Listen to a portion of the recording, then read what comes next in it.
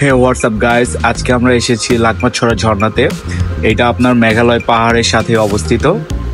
এই ঝর্ণাটা আপনার অনেক সুন্দর একটা প্লেস নিয়ে অবস্থিত।